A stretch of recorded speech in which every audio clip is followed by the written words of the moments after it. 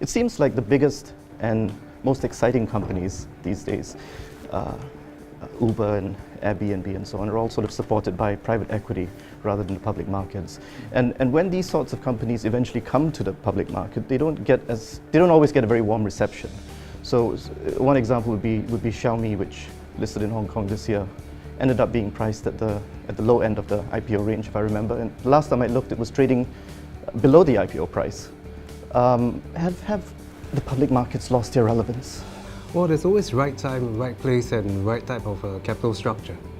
You know, in the last couple of decades, we have seen a lot of alternative ways for financing. Investors have felt that they are more comfortable to some extent, in holding their investments in private companies, provided they have the right governance and trust in those structures, and are able to get the information and potentially the liquidity. But that hasn't always been a one-way trend. The ebb and flow between the public and private markets have always been constant. There have been times in the past where the public markets have done better, and there have times in the past where the private markets have also done better. So we are seeing in the last 5 to 6 years, certainly a lot of capital allocated to private markets. What we do see certainly is that there are a lot of different kinds of mechanisms and avenues available to investors to be able to invest in new and different types of structures. And we at the exchange are obviously trying to ensure that we have the right levels of access to these opportunities, and also we have the right levels of ability to create structures that can help many of these private market companies eventually exit to the public markets. Companies should go where they believe that they can get the right and the best type of funding. And you know, there will be cases where we have had good private companies who have exited on the exchange, having been previously delisted as well, and have done well.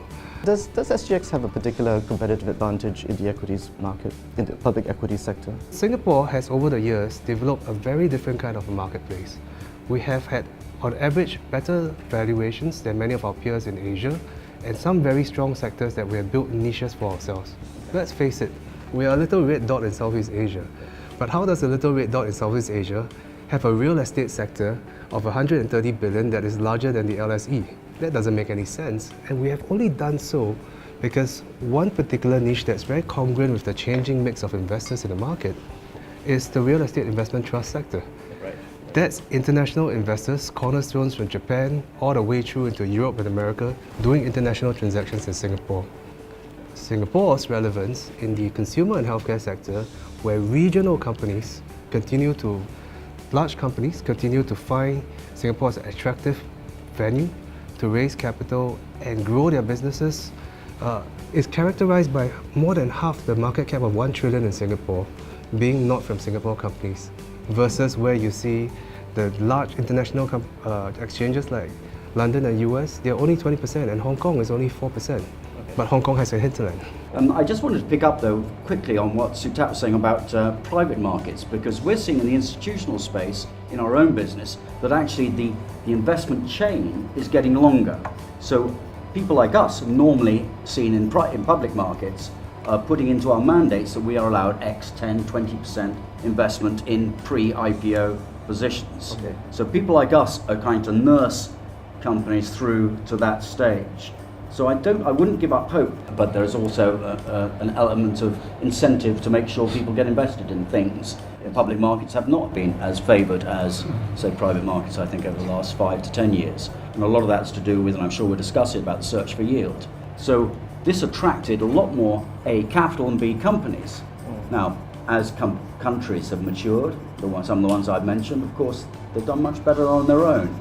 But in the end, multinationals, conglomerates and niche areas where Singapore, I think, has done very well, REITs and pharma and other things, I think it is an attractive place for institutions to base themselves here. Would you say that Singapore has particularly interesting public listed companies compared to the other markets in the region? As a fund manager who looks at all of these markets? Right. I think that Singapore does have certain areas where it shines. Singapore companies are in general very well managed. In general, the corporate governance is superior to a lot of these regional markets. And to Sutat's point, within certain sectors like REITs, for example, very, very well structured, very, very clear, delivering a very, very predictable yield. So in terms of quality, I would say that Singapore companies compared to certainly at least our ASEAN neighbours are certainly very high quality. They may not be the most exciting companies in terms of growth. The market is dominated perhaps by, let's say, for example, banks and telecom companies, which are very, very stable. But from time to time, you would have very exciting stories, perhaps this last year in tech, for example, and also among the smaller companies where actually growth can be quite interesting. So we may just have to dig a little bit deeper. I think that you would find that among Singapore companies, there would be certainly very exciting stories as well. Okay, but yet what I hear often from people in the market is that, well, companies in Singapore don't get very good valuations. So for example, we've been talking about property developers, where a whole lot of them are trading at half their book value. Yes. I mean, who would go public if that was the valuation that was waiting for you in the public market? I do wish it was a case that all markets can be all things to all people, but I think that's invariably not going to happen. And you know, I think Ben, the earlier question that you did pose was, what is Singapore's proposition? Let me take an example in the healthcare sector. 43 times average price earnings ratio. That can't by any definition be considered low valuations, and in fact it's the highest valuations around the world. But what we don't have is we don't have biotech, we don't have a very active pharma group, so medical services is what we have, and interestingly medical services does very well at 40 times valuation. That certainly would be an area of strength where we have regional interests and regional companies coming here. What we do need is greater information from the street, brokers, bankers covering, and investors having the opportunities to see what is here in Singapore in our own backyard without having to go somewhere else to look for the excitement that often comes with it, the exciting downside as well. I mean, if I heard you correctly, that some of the reasons it succeeded was because you had good regulation, good laws, and you had good sponsors. You had good, big property developers here. This was a case, I guess, of Singapore playing to its strengths, yes? Well, I think it's a bit more than that as well. The rubber hits the road, which is the investor dollar. Right, so two of the trends that I think you observed as well, one you highlighted.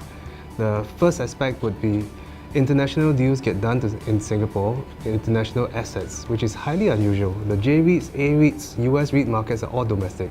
Singapore has 70% of the REITs market international because international investors trust Singapore. Maybe if we just move on to just talking about Singapore's investor base. We've sort of already touched on it, the issue of retail investor participation and so on. The feeling that I got was that, well, the market is becoming more developed, so that's only to be expected. The retail money is going to flow into the fund management industry. Presumably that's how the capital is going to flow. Yeah, I wouldn't say that that's only going to be expected. It just happens that when you walk on a street in in Covent Garden in London or even in the city, people are not talking about punting individual stocks, they buy managed funds. That's a developed market. And during the dot-com period, there are folks in the US who are trading Apple and they still do as individual investors, but it's not really the subject of conversation where it was in the 90s where your taxi driver and your hairdresser tells you your hot tip. Yeah. So it comes with its attendant risks and issues. But the reality is as follows. Retail participation in the Singapore market has been at around 20% as part of daily turnover for the longest period of time, not dissimilar to what Hong Kong Exchange publishes. So there is, we believe, a very strong role for the local broker, the local remisier agent, and the local salespeople beyond the technology channels in online, etc., which are obviously important as individual investors go direct. We have a lot of conversations with companies who have chosen to go to Australia because it's quicker, easier, cheaper registration perhaps. And subsequently, after the banker or the broker has done the deal, there's no liquidity, no coverage, and they are lost in transition. They can't do a secondary fundraising. The platform doesn't work. Folks have gone to Taiwan and faced the SEC in the US. The regulatory pain is huge. So what I do have is actually a number of existing listed companies in these jurisdictions who, for want of a better turn of phrase, would like to return home if they are local Singaporean companies, and others who are actually non-Singaporean companies who understand that the Pan-Asian proposition available here, closer a little bit to where they come from, could be helpful to them. But for that deal to happen, or for the transactions to be realized, what do I need? I do need the bankers, I do need the brokers to step up, and it would be great if there were piles and piles of paper around creating the hype of share applications. But now everything is digital. But we do need the help of all the stakeholders in the ecosystem, including, of course, the work that the Edge does, which is great, publishing and really featuring and profiling the companies, to actually see those deals come back here and those transactions come back home, and as well as the new that can be connected through the highways. Maybe we're trying too hard to be the exchange of old, the one that we grew up with, which had companies from manufacturing, clean room, prefab, whatever it is. Is it that we're becoming a place which is good yield play for companies where corporate governance is highly valued in those sectors and in specific sectors that we're trying to develop? Is it that because previously in the years when Singapore was developing, as investors we could only invest in the local stock market, and so we had to invest in the local stock market. Now it's a global marketplace. If I wanted to take risk capital, my risk capital will get probably allocated to the US, where the chances of return would be higher, or maybe to Korea and certain sorts of stocks. So maybe it is that I, as a consumer, because the world is my oyster, I will now allocate my risk capital according to technology sectors as well as geographic sectors. I'm no longer bound by Singapore. So maybe what we need to be thinking about is whether the Singapore market needs to address that disruption by becoming the things that we can be good at, rather than all things to all men, which is where you started this conversation. But today, on contract manufacturers, we talk about tech and we immediately think about Silicon Valley, we immediately think about Facebook, Alibaba, Tencent maybe. When we talk about tech, the semicon and the contract manufacturing sector in Singapore is valued higher than the equivalent sectors on the Nasdaq. Let me bring Harold in here, because we're talking about whether the Singapore market has the investor base to support these sorts of growth companies. Just coming back to the issue of REITs, very successful segment of the market, but you've got some smaller and mid-sized REITs that have had trouble growing. Because the thing about REITs is they come to market with about $1 billion in assets. They try to get to $5 billion, but that means having to do an equity issue every year, and there isn't always a lot of support for it. And so over time, you've seen some of these guys drop out. In the case of Croesus, going to the private market, getting 20% premium to NAV. Jackpot for the investors who stuck. It was a jackpot for the investors, but why? So basically, they gave up trying to grow in the public market. Can you have a vibrant REIT sector if it's dominated by a few big sponsors that are all Singaporean? I think you can, but it's interesting in real estate that, certainly in Asia, a lot of real estate is actually held by family, or big groups. And because of whatever phase reasons, it's very difficult to acquire assets from a third party. Nobody wants to sell to you. So the only way is that you need a financial strength to grow your own trees, so to speak. To your point, Ben, in the sense that when you talk about small REITs, let's say not having good cost of equity, and having to delist entirely like Croesus, I think that there's also room for a halfway type solution. If the market doesn't recognize the value of your assets, then you have to make the market recognize it. You have to do something to prove the value of those assets. You have to make a transaction. Sell something that is worth a lot more than the book value, for example. Sell something that's worth, even the book value is okay if you're trading below book, for example. And use the cash either to buy back your shares or to buy another property which is worth more, or which is at a cheaper price. So in that sense, what I believe is that REITs in Singapore have had a history of emphasizing size, growing their asset base at all costs. This has to change because they have to recognize that at a certain point in the market, that doesn't work for them, and they have to shrink in order to grow again. They have to show the market that they have a track record of creating a good cost of equity throughout the capital cycle. And if you achieve that reputation of doing good on that count, on that score, through the capital cycle, then I believe that you have a more sustainable cost of equity that will allow you to do good deals throughout. And we've seen that happen in much more mature markets like Australia, for example, where it's very natural to see that if your yield rises and your price to NAV drops to a certain level, they start selling assets and they start buying back. And if the market starts to anticipate that, then it will give you a certain flaw in your valuation. How do you do that sort of capital management when you come to market with $1 billion of assets, but basically it's only 4 assets? and if one of them's underperforming, you sell one, you're left with three. I understand that at a certain level, it becomes difficult to, let's say, trade assets, for example. But having said that, I mean, you can be acquired, you can amalgamate for size. One of them is happening. I think it's a mindset. A lot of I think the TLCs are okay because there's a buy-in of, they understand the strategic value of investor relations. Sorry, I sound a bit self-serving. But I think I've handled a couple of companies recently, and particularly these are the ones that entered the market through a reverse takeover. I think they're not ready to be a listed company because maybe they had a thriving business, they thought they could do it, and they come in here, but first of all, depends on the entry level as well. They go in having paid a premium of 20 million, and then straight away, after a while, they find it, and they they encounter into a storm, they're trying to find a shortcut. And they're limited in resources, they don't believe in committing to maybe treading a good strategy, because they're very impatient. They want to get their money back to cover the premium that they paid. But sometimes, life doesn't work cut that way. You were talking about showing the market how you create value through capital management and so on. I mean, one of the things that I hear a lot about is dividends. There's big emphasis on dividends in Singapore.